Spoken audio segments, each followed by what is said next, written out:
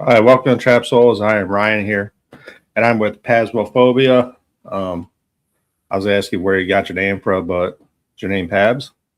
Well, my name's Paul, but my nickname was Pablo, and it got shortened to Pabs, and then that's where it came from. So, me and the rest of the guys who unfortunately couldn't be here today played Phasmophobia, the computer game, and it sort of was a meld of the Phasmophobia, which is a fear of ghosts, in computer game, and then Pabs, so it came Pabsmophobia.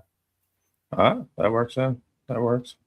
So where at in the UK are you guys is actually located at? Yeah, so we're southwest, so we are sort of between. Well, Bristol's probably the biggest city to us, not far from Okay. Bath either. So sort of the Cotswolds, really. Yeah, because I've interviewed a few groups from over there, and UK is not huge. It's not. I don't know where to compare it to like the United States, a state, but I mean, I think I was talking to Emily Paranormal one time, and she was like, "Yeah, so it's a far investigation is like 2 hours away." I'm like, "That would be nice." Yeah. 2 hours is not that far. Yeah, it's not far at all, is it? No. But yeah, so quite well located there. I mean, the UK's got a rich history, right? Goes back hundreds and hundreds of years, and I'm quite lucky that a lot of that history is around the Cotswolds area as well. So, some interesting places around here, even if they're not sort of infamous, they're well known sort of locally.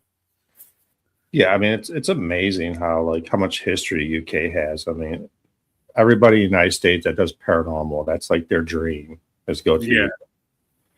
Because you can just step out and it's just history there. I mean, it's unbelievable what you guys have going on with there, paranormal wise. I mean, I guess you're just lucky. I mean, there's people from the UK that say, "Oh, I want to go to the United States." I'm sure there's places over here that you guys heard of and would love to investigate too. Yeah, of course. But I mean, you see like Gettysburg and the Conjuring House and all these places that are quite famous, and everyone's talking about it on YouTube. But then it's the flip side of that. You've got like the history of the UK. So yeah, I see the benefits to both really. yeah, I mean, you're talking history of the United States. We're talking like 1800s. Yeah, UK, you're talking 200, AD. I mean, it's exactly that. It's a huge difference there. Do you think you see when you go investigate, how old do you think those spirits are? God, now you're asking. Could be sort of 600, 500 years old, depending on where you're going. The ramming where I was this weekend with Haunting Night, so I do hosting for their an events group that I'm helping out with hosting. That was built in 1145, so sort of 650 years older than the United States itself before Columbus came over. So talk about the ancient Ram Inn. How popular has that gotten since Project Fear has done that?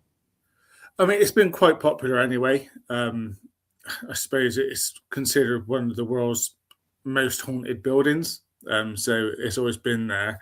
To put it into perspective, a lot of the other sites that I host is very much like local people that are attending it. So people who live in and around the Bristol area.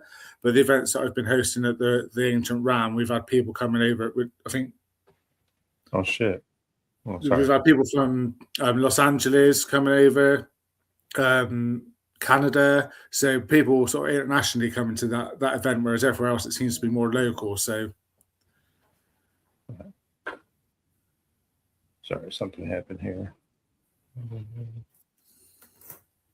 Yeah, I mean, honestly, like most people over here heard of the Ram Inn, but never really looked at it as like a famous place until Project Fear went over there. Then all of a sudden it was like everybody wants to go to the ancient Ram Inn. I mean, yeah, they did make it.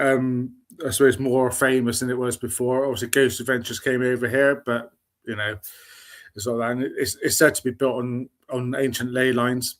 So read into that what you will. I don't know if that makes too much of a difference in terms of the paranormal entities that are there, but it could be a factor, right? I mean, seems like you do that place a lot. Is it as dark as people say then, like energy wise?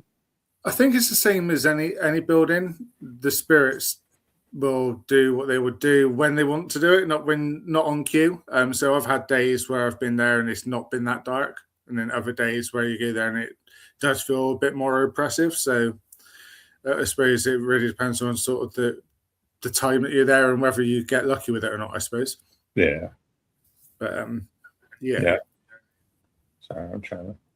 Yeah, over here, we have our places that have dark history, I guess, or just dark entities, but then we go into, I believe, majority of spirits are just want to be heard. Yeah.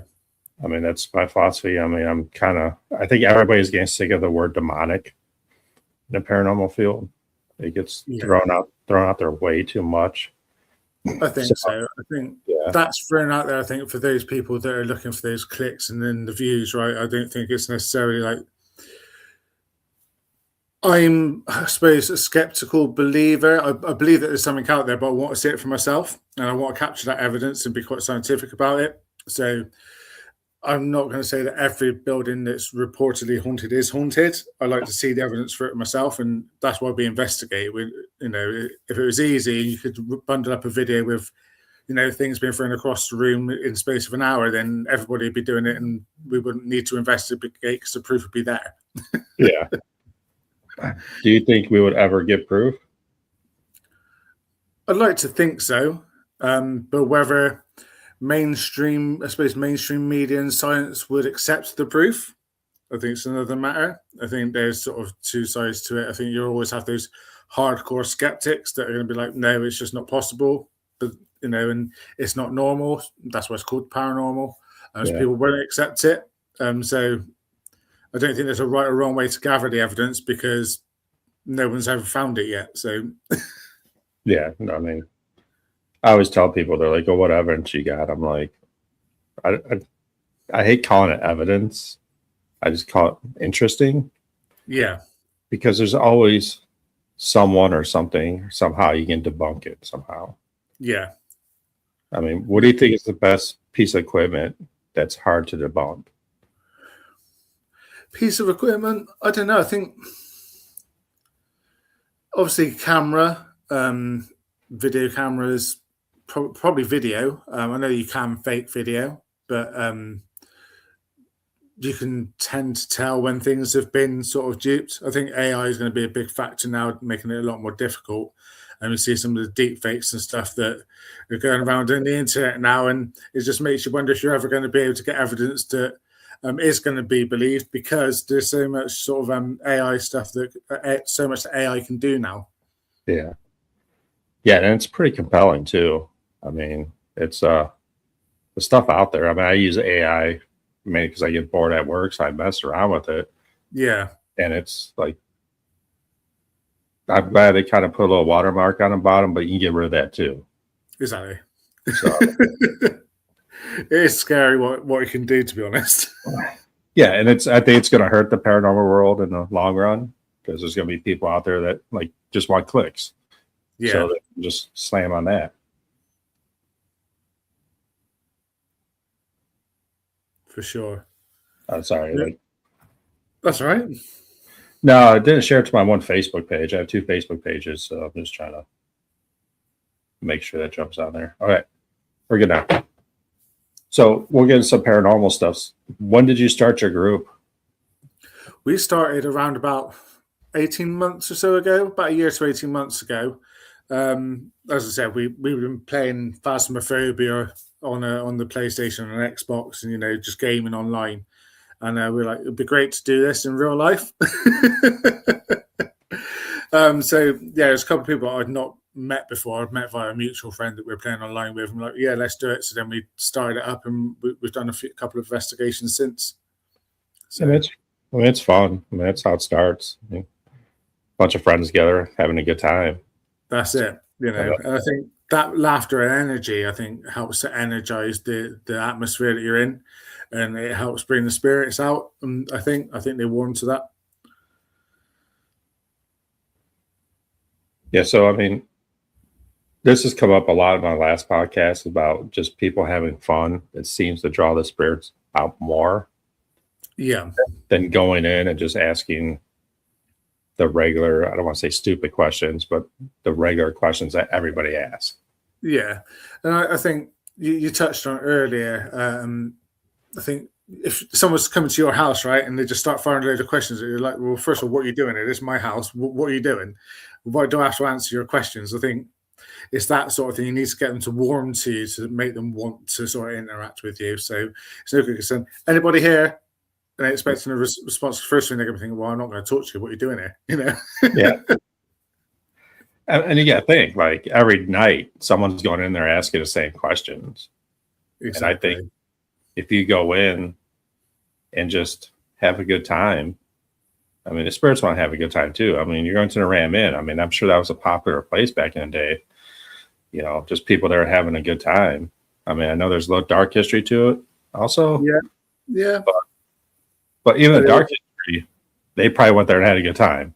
Yeah, I'd imagine so. You know, you talk of the highwayman, you know, hiding away there. He's hiding from prosecution, but you know, he's there. You know, and it was a pub right up until the sort of late 1960s where you just go and have a drink. It was a local village pub, so you're going to have that atmosphere where people just go and have a good time, chat with their mates. So it's got that sort of feel to it. So yeah. Have you ever gone there? I'm trying to think of where Project Fear was when they got all those EVPs. Or the spirit box. I think it was the pub area. Have you ever gone there and just sat around and act like you're at the pub having a good time?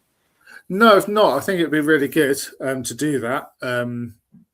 Because like you said, I think you know they'd warm to that. Whether the spirits from sort of yesteryear and the bishop's room and the witch that's involved in the building would warm to that. But maybe you might get some less, I suppose, sinister or notorious spirits come forward if you were to do that. So I think it's a really good idea and something we should try, really. What do you think in the UK is do you think there's a lot of more dark entities there than the United States because of your history? Possibly. I mean, I think with the sort of medieval history and stuff that you've got within the UK and just the way that you know battles were fought, it's quite dark. You're sort of sword, you're staring people in the eye when you're thrusting your sword through them. Think you know the portcullises and all the tar being thrown over the castles. It was quite a dark and heavy sort of atmosphere to be involved with during those sorts of combats, I guess. And the tribal wars of yesteryear, so maybe. But again, I suppose if you are evil, you're evil, whether you're in the UK or the US. So I don't know, maybe. All right.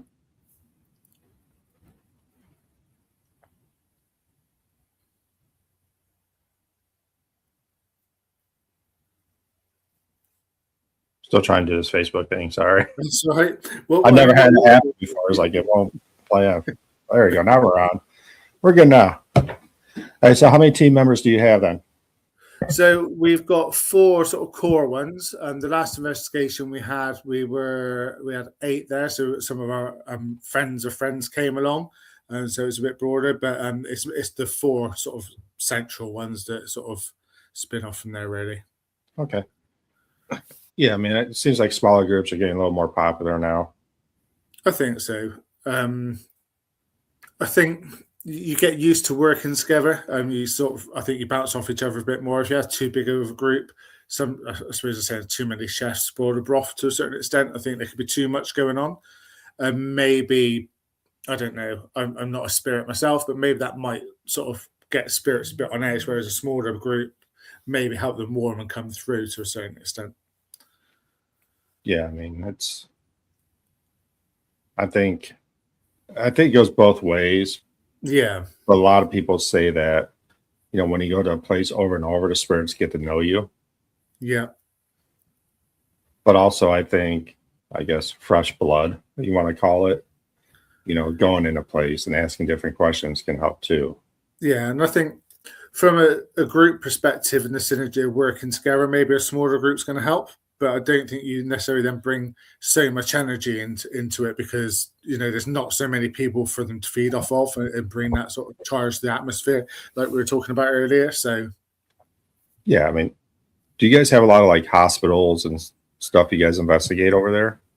I've not done any of the hospitals around here yet. As I said, we've only been doing it for about 18 months, but there are some around here. So North Wales, we've got Garth, which is sort of an old mental hospital. So we've got that one. There's Newisham up in Liverpool. So there are a few around where you can sort of investigate. So it's definitely on the bucket list. Yeah, it seems like the United States, most of our like, I guess, famous haunted places are prisons, mental hospitals, poorhouses. Yeah. Um, I mean, I said the United States is not as old, not even close. So maybe that is our dark history. It could be, or I think it's just where, there's obviously a lot of deaths that are associated with hospitals, illnesses like stuff where there's sort of outbreaks, they tend to end up in the hospital and then it spans out from there. And then I suppose the history of people when they're in those places, they're quite vulnerable. So if there are people that are going to take advantage of that, Yeah. but that's going to bring the sort of dark energies with it as well, I guess. Yeah, I mean, we were talking about smaller groups, and when you're talking about those places, I think that's when spirits are more comfortable with smaller groups. Yeah. Because I mean, you got to think of patients. Who do they see all day? Especially like psychiatric hospitals.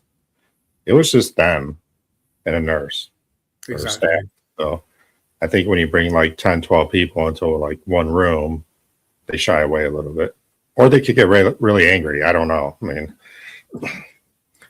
yeah, it could work both ways. To be fair, they could get angry. I suppose. Giving my privacy. I'm here on my deathbed. Just leave me alone. So, I mean, investigating wise, what is like? I don't want to say like your best evidence that you ever captured that you believe. I think the one that stands out the most for me, I think it's probably because it's my first investigation. So I was on a group event, and I didn't know what to expect. And then I started to doubt myself. Was I actually seeing it? Is it my eyes playing tricks on me? It's the first time I've done one of these. I've sort of thrown myself into it.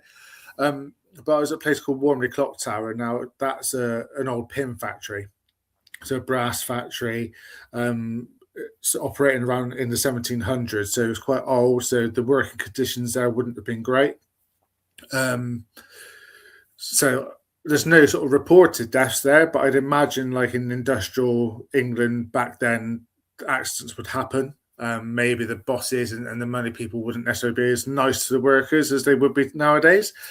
But as part of that, there's an annex that's been built on there. So we're in what was called the flat. So there's 2 stories, and we're in the ground floor or the lower floor of the flat. And there's a staircase that goes up. It's only a small sort of room that we're in. I'm looking towards the doorway. The host was sat down on the floor, and she had an Alice box out. And I thought I saw sort of a shadow of a head sort of poke around the door frame like that. And like, is that my eyes playing tricks on me? And then I can't remember the word. I think it was farmland came through on the Alice box. And I said, I thought I saw a shadow come through just before that word came through. And they're like, okay, that's interesting. And then I'm looking again, and then I see another head come through. And again, another word comes out. So it's almost like this, I'm going to call it a spirit. It was a shadow, was actually looking around the corner, saying something, then poking its head back. And now I can't explain that. I saw it. Nobody else could see the shadows, but where I was sat, I'm looking straight at that door. But the timing of the fact that the words were coming through in the Alice box, Yeah, at exactly the same time as the figure was looking around the corner, for me, as a personal experience, it's great. But for somebody sat next to me who didn't see the shadows, it's probably like, well, no, it's just a word coming through there and it's your eyes playing tricks on you. But for me, it was real. yeah. It's one of those, isn't it? Which is what we were talking about earlier about evidence and do we think we'll ever capture it? Well, I'm not sure, because a lot of the things that people experience are sort of personal experiences rather than something they can actually document. But I mean, that's what keeps us going, though. Is those personal experiences. Exactly that. And Shadows. They're I don't think they just like being captured on video. I mean, that's it. I mean, I was doing an investigation and I had my video camera out and I was looking at my video camera screen and I saw a shadow walk across the screen. Yeah. And I was like, I finally caught it. Like, I'm so excited. Yes, there we go. And about a half hour later, there's like a room behind me. So I had my camera like, tilted a little bit. Yeah. And the screen was facing the other couch. And my two teammates were watching the screen because it's, night vision. They saw something walk across. And they're like, you caught that. Nothing on video. Crazy, isn't it? Yeah, I'm like, it was on the screen. Yeah. But for some reason, and that's the third time that's happened, where I catch something with my own eyes on the video screen. And when you go review it, not one thing there. That's mad. Yeah. There's no explanation for that either, is there? No logical explanation that I can think of anyway. It wasn't just like my eyes playing tricks. I mean, my teammates, two of them saw it at the same time. Teammates have seen it as well, yeah. When they saw it, they were both like, whoa, dude, like both of them. I'm like, sweet, I can't wait, Yeah. I'm like, so disappointing, but again, personal experience. Yeah. Cool. I mean, when I take new investigators around, they always want, the doors are slammed shut, get pushed down the, I don't know, stairs. I don't know what they want, but they think that's what's going to happen. Yeah. And I'm like, evidence doesn't have to be like that. It could just be a feeling. Like you walk into a room and you get that heavy feeling like you don't want to be there. Yeah, of course. That's a personal experience. I mean, to me, I love it. I love it. And again, I think, I don't know, just weather, and we're talking about the storms you're going through at the moment in the weather. Does that play a factor in it? And does that play a role in terms of how the building feels? Because there's times when I've been to some of these venues multiple times, and there's been times where I've walked into a room in a building, it's been absolutely fine. And the next time I go there, totally different feel to the room in itself. And is it something to do with the sort of atmosphere outside? And is that playing a factor in terms of how dark a room can feel, how it can sort of affect you?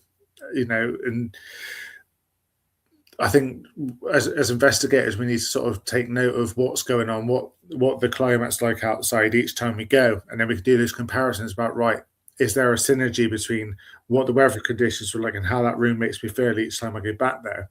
But that's what keeps us going back, because we want to be able to document that and find that out for ourselves. And then if that room feels dark on a bright sunny day, but it also feels dark on, a really stormy night, then we know that maybe the weather's not what the factor is there, and maybe it's just the spirits were there one time and not the last, and it's that side of things as well. I mean, do you think weather plays a part into it? I think so. I mean, we talk about us as people being conduits for energy and being able to charge a room, but maybe certain get my teeth in, atmospheric conditions affect how they have the ability to come forward. If a lot of talk about thundery weather, but that static electric that's building up, does that help to charge the room so that the spirits can feed off of that to then sort of give us that evidence that we're craving for that big experience where maybe they knock something off of a shelf in the poltergeist cases, or slam doors? Does the weather give them the chance to charge their batteries, as it were? I don't know, but maybe it does. Yeah, because I always talk about like running water underneath the building or near it, lightning. Every time you watch a show and it's storming out, they're like, "Oh, it's gonna be a great investigation tonight because the energy's filled." Do you think like temperature has a huge factor in it? I think so, because obviously you then get the expansion and contraction of like particularly in older buildings, like wooden floors and stuff like that. So that's going to play a factor. Going back to the thundery side of things, I think it's twofold. Yes, it could be a great investigation because of the electricity in the air, but then are a lot of those things that take place because with those storms comes higher winds. And if there's a draft coming through the building, that's what's causing the doors to slam, rather than it being the fact that the energy has been charged so that spirits can do it. So it's that, catch-22, the yin and the yang, I suppose. It could be either or, couldn't it? Yeah. I mean, my group's been together for about 18 months. I've been doing this about 20 years. Yeah. But lately, and it's been a topic, is weather. And I believe, because I have a place right down the street from me, actually, I'm going tonight, that in the winter, it's 100% more active. Yeah. So we tested that theory last year. We went in February, and there's no heat in this building. I mean, it's cold. I mean, tonight's gonna be like 18 to 20 degrees. So without the wind, it might be like 30 in there. So let's say a huge place. It's an old seminary, and the first time, not the first time, but I took my group there in February for their first investigation, and it was nonstop. And of course, you want to go back. I'm like, yeah, we got to go back. Yeah, we've got to go back. So we went twice during the summer. Not much going on. A little bit here and there. I'm like, we got to test this theory. So we went back in December, active.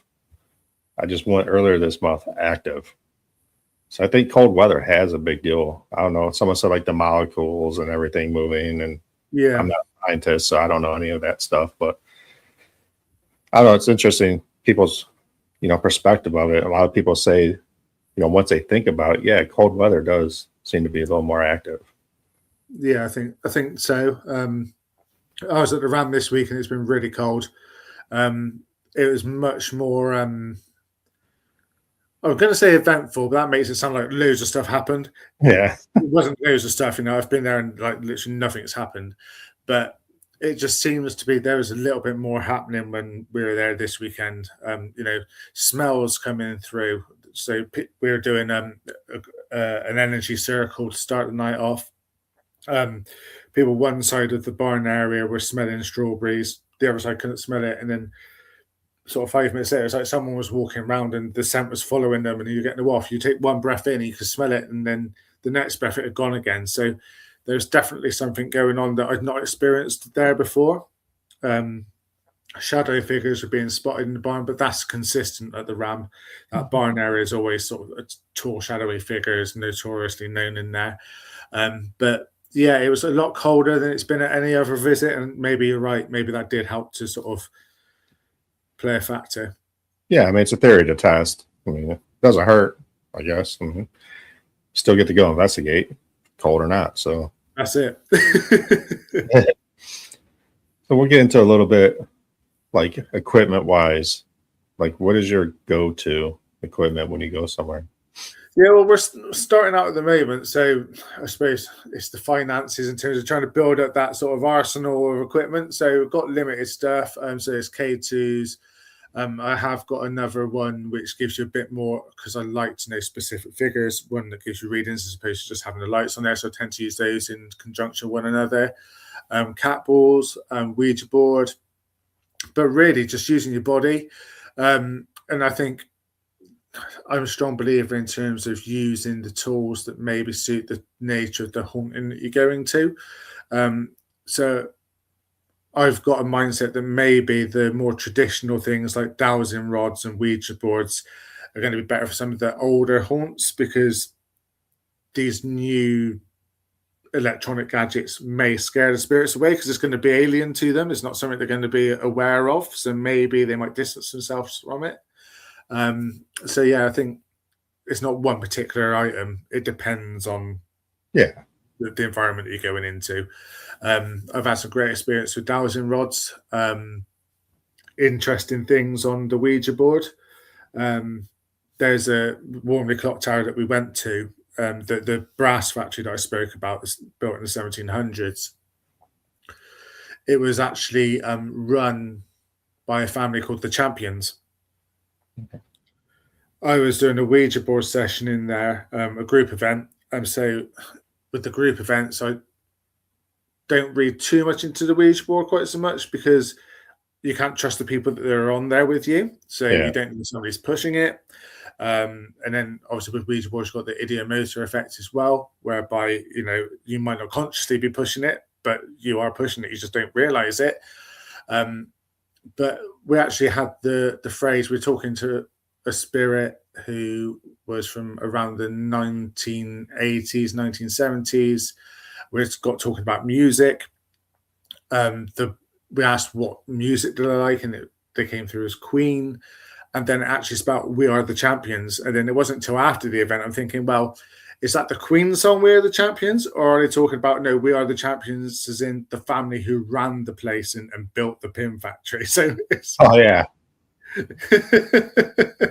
but no, interesting things with things like that, and I think it's tools for the right sort of job.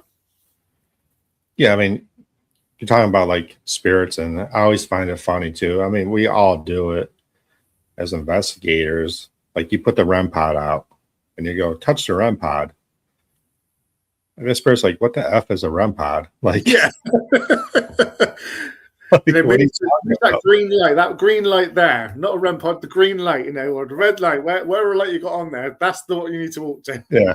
I mean, it's funny because I mean, we all do it. Like, oh, go touch that REM pod for me. And they're probably like, what is this thing?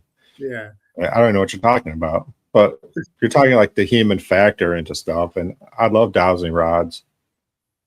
People in the United States are scared of the Ouija board.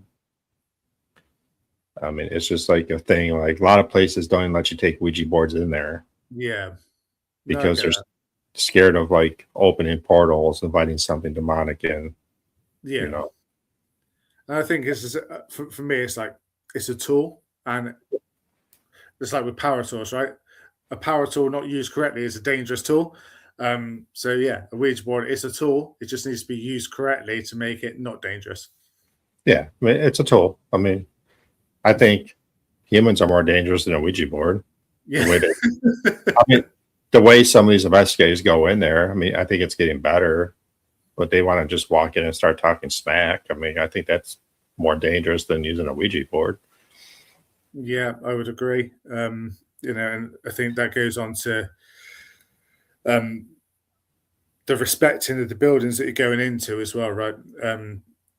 You hire places, or you get given permission to go into these places, do your investigations, and be respectful of what you're doing. Respect the building you're going into, respect the spirits that are there as their home. But also, if you are on public events, respect the people around you. Everyone's got different beliefs. You will have skeptics that are going along. There are true believers in there, and just respect everybody. I think there needs to be a lot more respect in this sector, and not just, well, my point's right, yours is totally invalid.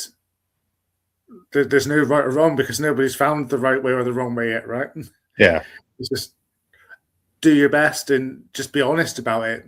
As long as you've got integrity and you're being honest and true to yourself and what you're seeing or what you're finding, then it's going to be a great place and a great community to be a part of. It is, and I'm seeing a switch in that. Of 3-4 years ago, it was all about the individual. Like they were so quick to call you out, that's fake, and all that. But I think in the last like 2 years, probably just a year, it's like switched tides where people are coming together in the paranormal field and saying, I don't believe it, or not being an ass about it. I'm like, I just want to say it that way because like 4 years ago, if you put something online, dude, you got dog smacked. Yeah. I mean, it was, and they're like, no, like this happened. So, I mean, I think it's going in the right direction of people believing and respecting other people's opinions. But yeah, it's a huge factor, especially here in the United States, is the, what they call para-unity. That's a big topic right now. We're not going to get into that because it's all drama right now over here. So yeah. So I mean, we'll talk like para-unity. Do you guys work with other groups then? We'd be open to it. Obviously, we just started out, so we're trying to sort of get our stuff settled down and stuff. So as I said, I've just started hosting for Haunting Nights, who are an events group. So the reason I've done that is, one, to gain experience a bit more and work with other hosts who are probably a bit more experienced than me, so I can learn a bit from them as well. So I suppose to a certain extent, yeah, I am working with other groups because I'm working with other hosts and we bounce off of each other. But also, as I spoke about before with equipment, it's an extra bit of money coming in that I can then sort of use to build up that arsenal of equipment to enable us to have a bit more, a few more tools at our disposal to go out and do our own investigations and then look to collab with people. So yeah, definitely be open to it, but we haven't done it yet. Yeah, I mean, I think collaborating is good because you get to learn different techniques of what to do and what not to do. Yeah, You know, and equipment wise, it's expensive. Like you said, it takes years to keep buying equipment. You see something on TV, you want to go buy it. But collaborating with other people, it's kind of nice because they might have that piece of equipment and you get to try it out before you go dump $400 or $500 on it yeah, exactly. and realize this thing's not for me. I mean, I've done it. I mean, I'm like, oh, I want to get this because Project Fear is using it. Then Yeah, it'd be great, but I've had it 2 years and used it like twice. I'm like, oh, this thing's stupid, But again, one piece of equipment can work for somebody and not work for the other person. So exactly. And again, I think from one side to another, it could be a totally different story as well. So what do you think about phone apps? I suppose that says it all. I don't Yeah. know. I mean, mobile phones, yes, they've got lots of tools and sensors in them,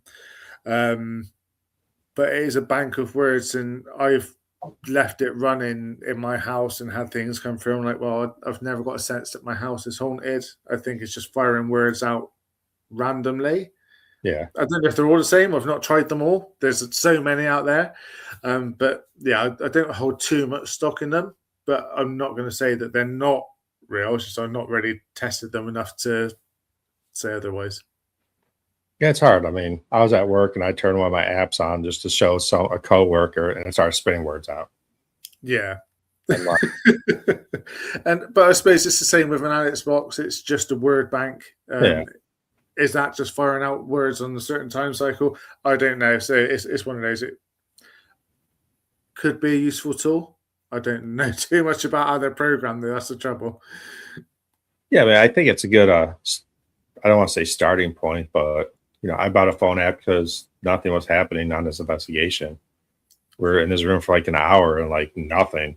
Yeah, I think it's good to sort of get you talking and come up with some ideas, and it passes the time a bit better, because if you're sat in a room and nothing's happening for an hour, then it's a long hour, right? It feels like 2 or 3. If you get the app out and it's coming up some stuff, it might give you some thoughts, and you might get some intelligent responses from it. I'm not saying that they're totally not relevant, but something could pop up and like, what's one, like I'm standing behind you. That's what it always says, that I'm behind you. And you're like, you're behind me. And the spirit could be like, you just start getting active. Like, no, I'm in front of you, dude. Like, or help me or something like that. I always find it funny because in paranormal, you can spin it any way you want. Yeah. You see it all the time on shows. Like they're asking questions and it goes outside. Oh, you're outside. And they all run outside over a word bank phone, Yeah. Spirit's out here now. I'm like, no. I mean, but. And if they're outside, how are they telling the phone that's inside that you need to go outside, right? You're yelling through the window, so I don't know. Yeah. So you talked about a little before, and I'm just like asking, like ley lines. Are you a big believer in ley lines and the veils thinning and all that fun stuff? I think all of these things come from somewhere. Again, I don't know too much about them, but I know that a big deal's made of that when it comes to the RAM, the fact that it's on the cross section of 2 ley lines, and maybe that's why it's so charged. I think historically, there's obviously been stories that have formed around these ley lines, so maybe there is something in it. That's where these stories come from. I don't think they come from nowhere, but maybe over time they get elaborated on a little bit, so maybe some of these stories are a bit bigger than what they were. But yeah, I think that there might be something to it. Yeah, I mean, obviously, me asking a question, I'm not a huge believer in them. The whole energy freeway, whatever you want to call it, I'm like, I mean, Ramen has a history. I think that's why. Yeah. think that's why it's haunted, because the history, not because, some That's electrical where it is. Yeah. power cord is crossing through there. I mean, I believe like maybe water, running water, because that is a conduit of electricity, Yeah. also could have something. But imagine, something, a ley line that you cannot see. It's not like running water where it's scientifically proven, but something you can't see is like, I don't know. I mean, I have a hard time believing it. Same with the veils thinning stuff. I mean, my philosophy on the veils thinning is there's 100 times more paranormal investigators out there now doing this. So obviously there's going to be more, I don't want to say more activity, but more people catching activity. Yeah, more people catching stuff. Yeah. I mean, that's my philosophy on it. No, I think that's a valid point as well. The more people that are throwing themselves out there, the more people look. We've all got phones with cameras on now, so as soon as something strange happens, phone's out of the pocket, and you've got an instant video camera with you, right? So things are going to get captured more regularly now than they ever did, going back sort of 20, 30 years, I suppose, because everyone's got a camera in their pocket nowadays. Yeah. Yeah, I mean, that's the thing. Do you guys film a lot then? Well, we haven't got night vision at the moment, so it's top of the list of things to get, but we will start to record it a lot more. The plan is that hopefully we can start to sort of live stream some of our stuff, but at the moment it'd just be hearing our voices and not being able to see anything. So once we get there, we'll get there, but we will do eventually. There's a lot more of still photos and cameras, and hoping that we're going to catch stuff. I am terrible at filming. I'm not gonna lie. Like, I go into a place like tonight. I'm going to this place tonight. I get all pumped up. I'm gonna film everything. I'll make a little show out of it. But after like 25 minutes, I just want to investigate. I don't want to worry about that stuff. Yeah, you just want to be in the moment, isn't it? It's not, and I think that's another thing. Like, being in the moment makes you more receptive to the stuff that's going on around you. Whereas if you're concentrating on getting the camera in the right position and stuff, then you're not gonna you'll miss stuff. You might not necessarily capture it. Well, plus now with social media, everybody's out there just for followers, and not everybody. I don't want to lump everybody together, but there's a lot of people out there just for followers. And I was doing evidence review the other day, and I'm listening to my recording. It was like 2-hour long recording. I leave my recorder on all the time. Yeah. All I hear is someone like, "Hey, we're on TikTok. We're at this so-and-so house. We're live," like nonstop. Like, you're not even talking to the spirits of why you paid money to go there. You're just talking to people on TikTok. And which is fine. But when I'm recording something, dude, there's so many disembodied voices behind them talking. And I had no idea. I'm like, it said something. Like, there's an EVP there, but I can't tell what it is because the person won't shut up. Like, and I think it's one thing I'm very conscious of is, unless it's a private event, then I wouldn't film it, because people who are there that are investigating alongside you, if they're not part of your group, they might not want to be on camera. They might not want to be plastered all over the internet on an investigation. So I'd only sort of film anything or go live with anything where it is just our group, where everybody's sort of consented to being online and stuff. But yeah, you've got to be in the moment. I suppose one of the best tools with being on an investigation is your body. You might get touched, you might hear something, you see something, and if you're too busy concentrating on trying to get the best angle or talking to the people who are watching, you're not in the moment and sensing what's going on around you. Yeah, I mean, all your senses have to be up when you go into a place. I mean, and I'm like a huge believer in like positive energy, negative energy. And if you're just walking in there and you're only caring about your phone and what people are saying on that, then how much are you going to capture? I mean, I don't know.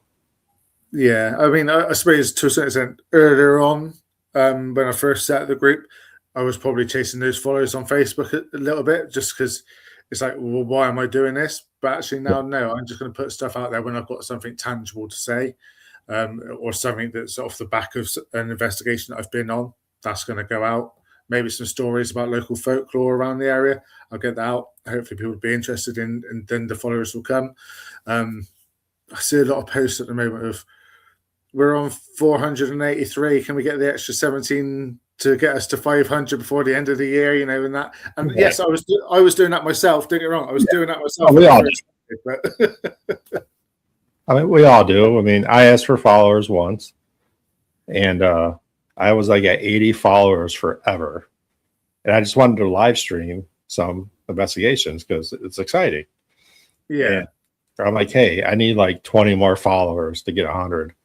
Well, like within 2 days, I'm up to 800 followers. You know, some group like took me under their wing and just, you know, shot it out there. I just wanted 100, to be honest with you. But it is fun.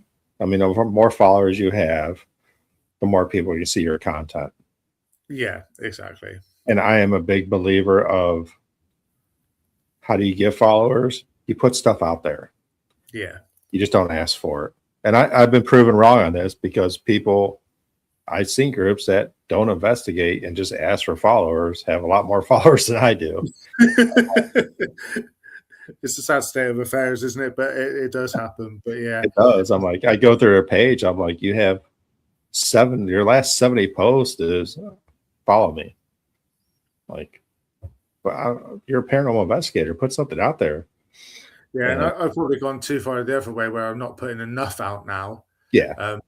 You know, because I don't want to be just putting stuff out for the sake of putting stuff out, just because I've not put a post out this week. I want it to be tangible, but I think there's a balancing act between, you know, the both, and finding the best of both worlds, really. Not throwing stuff out for the sake of it, but not putting anything out. So I think you just need to find a middle ground. But Christmas got in the way. Personal circumstances meant I had other things. I had life getting in the way of doing a bit more stuff. But things are going to settle down, and then we'll get back into the rhythm of it, and we'll have some regular content going out ourselves. So, yeah, like you said, just doing a history of places. I mean, that's history and paranormal go hand in hand. So, you putting a little video on a history of the Ram Inn, I'd watch it because it's interesting to me. Yeah. So yeah, we'll definitely get some more stuff out there. And then I suppose the broader history. Bristol, just down the road, home of Blackbeard the pirate, right? So we've got a big maritime history that not even touched on yet, and I'd love to do some investigations on that side of things, but that's for another day. At the moment, focusing on the Cotswolds and stuff around my area. But yeah, you know, there's a lot of history around within sort of an hour's radius of where I live, let alone going sort of further out across to London and places like that. So that's cool. Like, the one thing I do is, when we get to a location, I will send someone in there solo on Facebook Live. Like, before we go in, and there's two reasons, is to go Facebook Live and walk around that place. You're not investigating, you're just walking around and giving like a little history, not a history. Because there's people like, if you did that, a Ram Inn, I'd definitely watch it, because I've never been there, and I probably never will be there, because it's 4,000 miles away. Yeah. Because people want to see that. People want to see the Ram Inn, not just as an investigation, but as just a walkthrough. And my videos seem to get decent hits on that. Like, I sent my brother in a place he had some, you know, very good experiences, and he didn't know it. Like, right before we walked in, I gave him my phone. I'm like, hey, go do solo. See ya. And he wasn't it was only his second investigation, and he was like, man, really? I'm like, go see it. And it was a great video. But I mean, and plus, second of all, I want people to go get the feeling. Like, if you walk past a room, like you said, your body is your best piece of equipment. Yeah. And you're like, man, something dark in there. Just remember that. We'll go back there and investigate it. So there's two reasons why I do that. Plus, I like to scare my teammates a little bit. So sending them there solo gets them freaked out a little bit. Yeah. But no. Makes a lot of sense. Yeah, I mean, put content out. And I was always like a big believer, like, Emily Paranormal is very good at putting content out. Yeah, I love Emily. She's really good. Yeah. And I always try to use her as an example, because she has a lot of followers. And the reason why she did it, I mean, you can ask her. I know why. I mean, I think everybody knows why she started doing it. But she just doesn't do paranormal. She does history. She goes walks around. I mean, That's how she teaches her kids about history. Go to these places. Yeah. So no, it's cool. I mean, yeah, put content out. It's not the most important thing, but having followers is fun. I mean, I wish I had more because then more people will see this video. But Yeah, I think there's too many people out there doing it just for the numbers because they want to try and make some money off of their content. So it's all money driven, I think, a lot of the time, and I don't think that's what for me. I changed the stuff that we have, but my tagline or strapline used to be seeking the truth, because that's what it's all about for me. It's about finding the truth. Does something exist or does it not exist? For me, there's too many stories out there for it not to exist, and I just want to find some form of, it definitely exists, and that's the driver for me in terms of why I'm interested in all of this. It's taken me to get to my 40s to start investigating, but I was playing a lot of sport when I was younger. Now I don't have the sport, so this is now my hobby that's taken over from playing the sport, right? So it is a hobby. I mean, people got to realize that too. It's a hobby. But you're talking about like stories. I mean, obviously that's why you got into it. I was asked that question last night of why I'm into this, and I had to write a little, like, I don't want to say essay, but they want to know everything. So I ended yeah, up throwing this thing out and thinking about it, and I'm like, and it just came out, and it makes sense to me. Like, the stories have changed in these buildings so many times. I've been doing this one place for 18 years. It's my 15th time going back there tonight, and the yeah, stories have changed. So I'm just trying to find the right story, try to get their story out. And the way I put it was like, when people die, the only thing that's left is their memories or your yeah, memories of them. And I want to keep those alive. Like the buildings, the history, those are always be remembered. But the memories of the staff and the people there, they're forgotten. And maybe yeah, that's why they're, I guess, trapped. I mean, I don't know. Again, we yeah. will never. I think you're right, and I think energy comes back in a different form, right? So for me, part of my thought process is that our life energy has to go somewhere. So why can it not manifest itself as a spirit within a location? It scientifically, energy comes back in a different form. So maybe our life energy comes back in the form of a spirit, and that is the scientific evidence that we're looking for. But it seems to get discounted so easily, and that can exist. When we die, we die. But our energy has got to go somewhere for me. So I think Yeah. that's Now, I mean, I don't know if you're a religious person, but a lot of people are like, no, you always go to heaven or you go to hell, whatever that is. I mean, but do you think maybe your energy stays here, but your soul can possibly still go? I think so, possibly. Yeah. I mean, I'm not overly religious. Um, I went to a Church of England school. I was christened. I don't go to church regularly now. Um, but I think, our body's full of electricity and current running through it. So maybe that stays here somewhere, but maybe the deeper mind goes elsewhere. I don't know. But I also think there's two types of hauntings. I think, there's those intelligent hauntings where they will interact with you, but also maybe stone tape where it's just something that's been played on a loop over and over again. Yeah. The same. I can't remember where it was, but there was a story I read a couple of months ago that there's this nursery in the same time, certain times of the year, same time, same place. People would see somebody walking past in old style dress, and that would have been the routine that spirit did at that particular time of day. They're just living their life as if they were still here. They're not interacting with them. They don't even know that you're there. They're just going on their merry way. Whereas, when sometimes you're investigating and you're calling out, you're getting those the knocks that we had the weekend where you're asking and you're like 2 for a yes, 1 for a no, and you're getting those taps. That's what I would call more of a an active haunting rather than that sort of residual, that side of things. I mean, what do you think, like percentage wise, like residual to intelligent hauntings?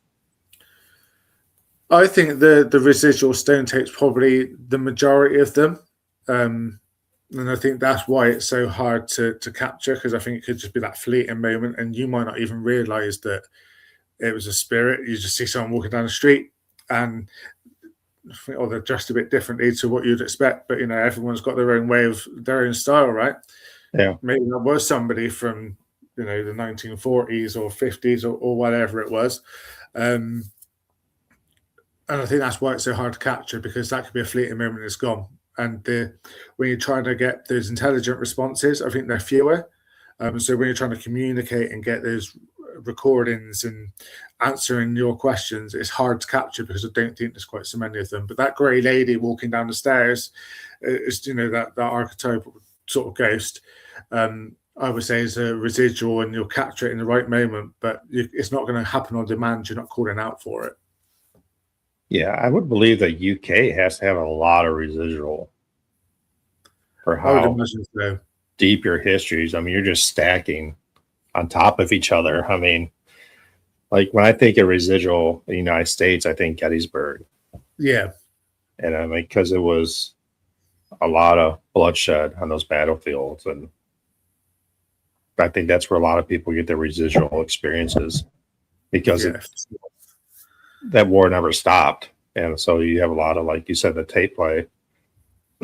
No, I'm always interested in everything, and it's always fascinating me what people believe, what is paranormal, what is residual. So yeah, and I think it's the stories you hear of, like some of the hauntings over here, where like you'll just see like the top halves of people walking through, and then you look back and actually the street would have been sort of a meter or so lower. So actually they're just going across the road that they would have been walking on had that road not been built on. So, it's that sort of thing that really fascinates me. Yeah, I never even thought of it that way. Like, I mean, you guys are stacked. Like, there's towns on top of town. Old Roman roads that have then been built on top of, with soil's been chucked on top of it, and then you've tarmacs over the top for your nice new road now, and then you just see the upper half of a sort of a Roman soldier going down the street. Actually, he would have probably been walking on the street that he was walking on back in the day. You just see the head walk by. Yeah, that sort of thing, so. No, it's cool. I love talking to people in the UK. It's just your history is so unbelievable over there. And I'm trying to get over there. We'll see. One day. I'm actually trying next year, trying to get over there. So I'm turning 50 next year. So I'm trying to convince my wife that it'd be a good 50th birthday gift for me to go. It would be. Yeah. And I think it's going to happen personally. So, I mean, I appreciate you talking to us. We're an hour in here. And besides the Ram Inn, I mean, I know you've been doing this like 18 months. What's one place that if I did go over there, I have to hit? The Skirrid Inn, which is in Wales, is an interesting one. Hangman's Noose, all that sort of stuff, and it's in a nice area as well, so it'd be a nice place to visit, the Welsh countryside. So the Skirrid Inn, that would be a good one to visit. There's loads of places sort of in London. If you want to go to Scotland, Edinburgh Vaults, that would be a really good one to have a look at. How far is Wales, like from where you're at? Like, if you had to drive? Where I am, it would be an hour's drive from where I am. So I'm sort of South Gloucestershire, Bristol. To get to Wales, it's probably a 45-minute drive over the bridge. There's a suspension bridge that links our area to Wales. So yeah, just across there. I'm 2 hours, well, about an hour and a half, 2 hours from London, where I am, in the opposite direction. So yeah, about an hour to Wales, yeah. Yeah, because I mean, my family heritage is mostly Welsh. So I mean, if I'd go there, I'd love to go to Wales and see it. I think it was my mom's cousin actually went over there. This was before like Ancestry.com and everything. Yeah. He wanted to find a history of the family. So he went over to Wales and found out a lot of the old family members. Probably not what he was expecting. Most of us were robbers and murderers. Okay. we were pretty much criminals back in the day, I guess. Well, there's a lot of that in the English history. Don't worry about that. And the Welsh history, all the UK, yeah. Yeah. We're all robbers and I'm like, scoundrels back in the day. we're lucky we didn't end up in Australia. I mean, 'cause that's where they send everybody. So, Nice. Well, that's it. yeah. But I would love to see Wales and all that. So, I mean, I was just wondering how far it would be to go there. I plan on doing like 4 or 5 nights over in UK. Nice. So we talked about equipment. Let's talk about your group a little bit. Like, how do you guys differ? And like, I hate saying these words, like sensitives, mediums, or are you just a bunch of normal Joes going out having a good time? I'm not going to say that I'm a medium in the slightest, but I tend to pick up on things. When we were on our last investigation, we were doing a Ouija board session. I would consciously not looking at the Ouija board and have my eyes closed because I was picking up on stuff and I was jotting it down with one hand over here and it was spilling out on the Ouija board over here, and I was consciously not looking at the Ouija board on purpose because but I wouldn't say, and I can't turn it on and off. It's just that moment I was like, I'm sure this is going to happen. I don't get it all the time, but that happened. It was strange. Again, a personal experience for me. Anybody else say, well, you were just pushing it because you had this thing in your head, but I was consciously looking away on purpose so the rest of the group knew that I wasn't influencing it. I'd say that Chelsea is probably a bit more skeptical, and Jason, I'd say, is a bit more skeptical. I think they would need to see something quite big for them to dive onto it. I think they're obviously interested in it. Obviously, we won't be investigating, right? So there must be an element of belief in there, but they're very much the ones that like look for the debunk first. And I think I'm that way as well. But I'm more sensitive than Gail, who's Jason's wife. She's there. She's along for the ride. She thinks she's a bit more of a believer about it. Yeah.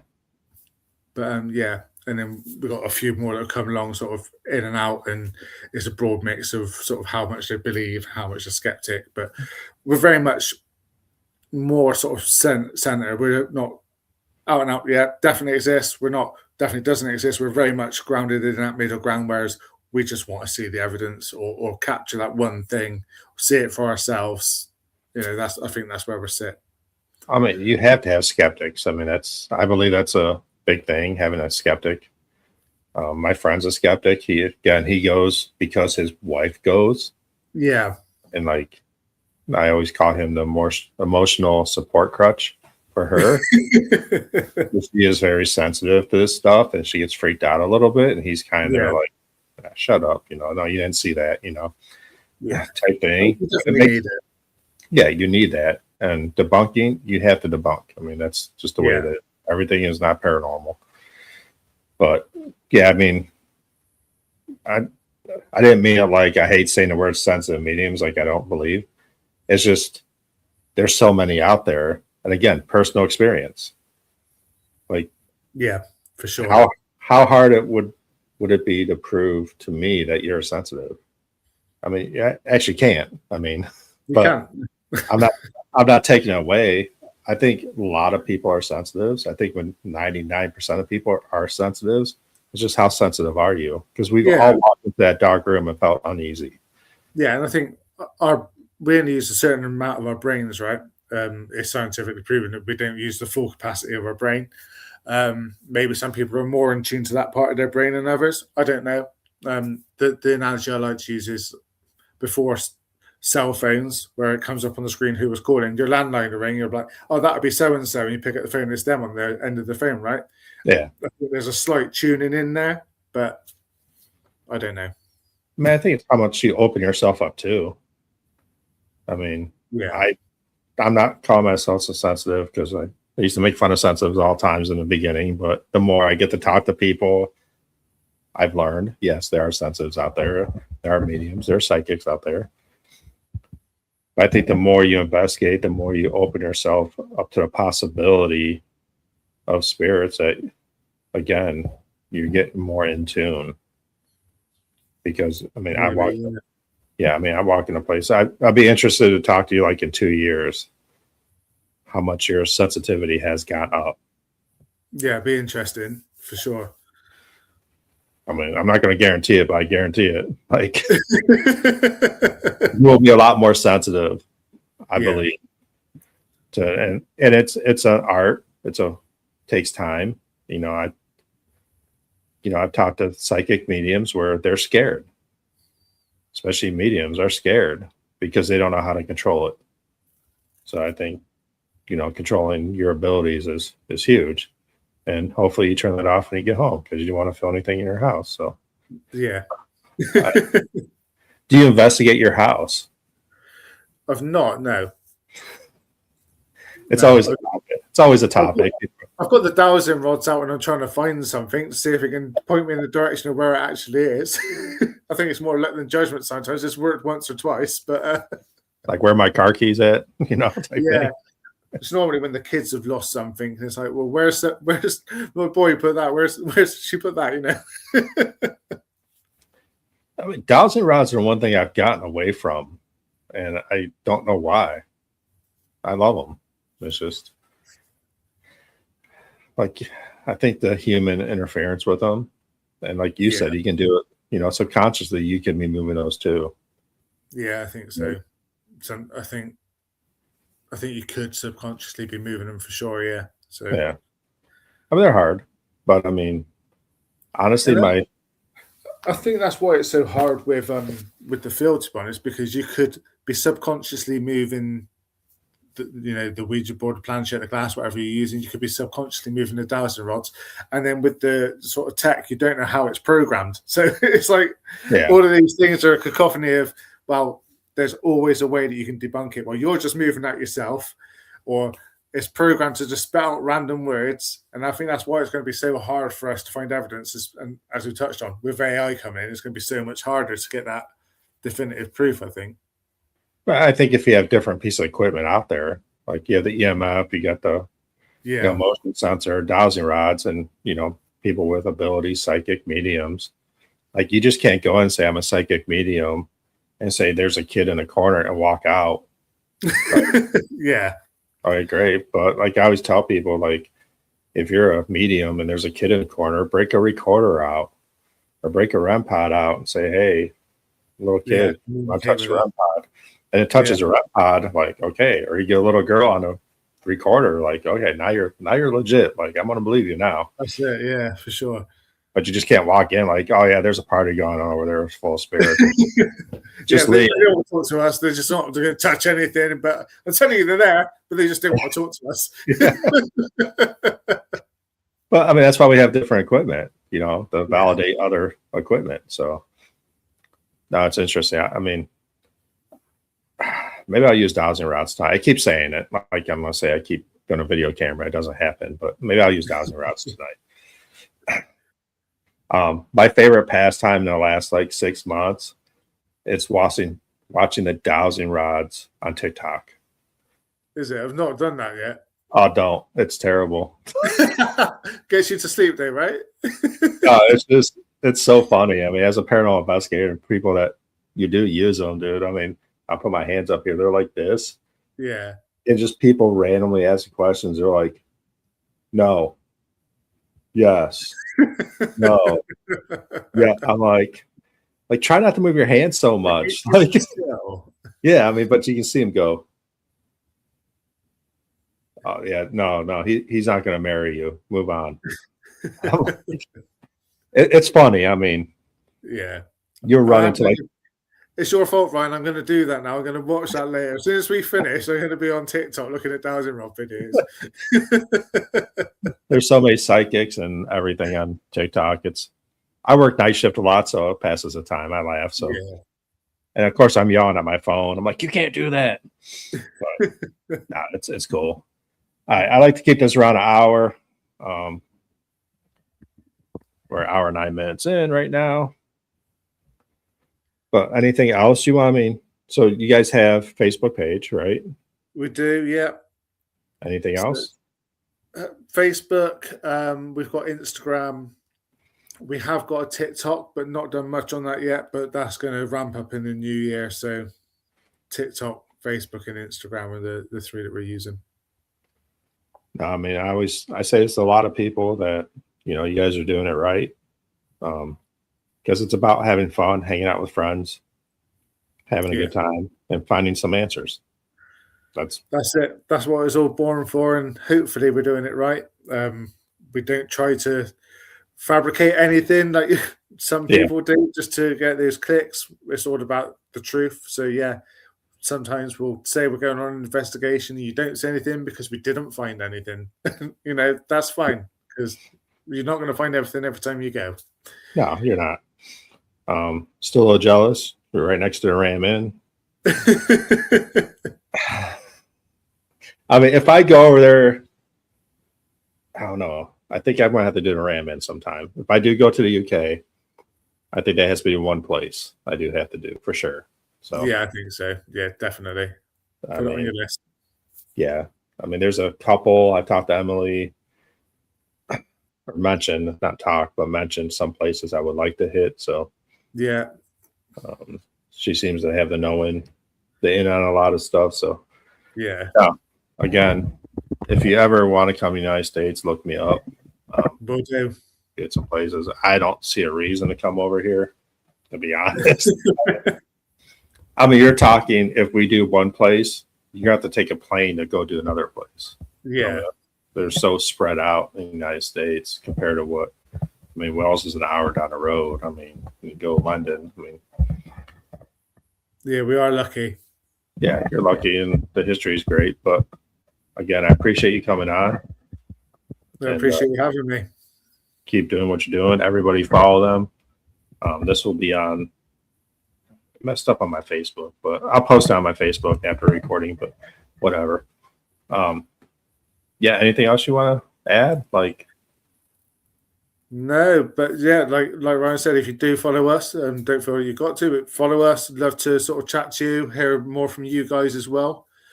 Love to collab. I know that you're over in America, we're UK, but even just communicating and sharing ideas and different things that will work for you and learning. It's all about the learning for us as well. Yeah, I mean, everything's a learning experience. And again, just keep doing what you're doing. I love talking to groups that are just, they're friends, family, hanging out, having a good time. I mean, that's what this is supposed to be about, creating memories. As I said, memories are the only thing we have left once we go. So for sure, let's create those memories and have a good time. And you never know, I might be on your doorstep one day. Hey, let's go to Ram Inn. Let's do it, yeah. Well, if you do book anything, let me know. We'll make sure we can catch up. Yeah, it'll be fun. Next time, try to get your group members on. Obviously, you're always welcome to come on the show. If something crazy happens, yeah, we'll stay in touch for sure. Yeah, stay in touch. I mean, I'd love to hear over stuff there. Everything over there, but I'm going to have to end this because I have to go do an investigation. Well, enjoy. I look forward to hearing about it. Yeah, I'll be on. So, again, I appreciate it. Keep it real. Keep it you. Keep it scary, whatever they say. I don't know what they say over there. But I appreciate it. I hate any of these, but keep in touch. And thank you for coming on. Cheers. Thanks, Ryan. Thank you.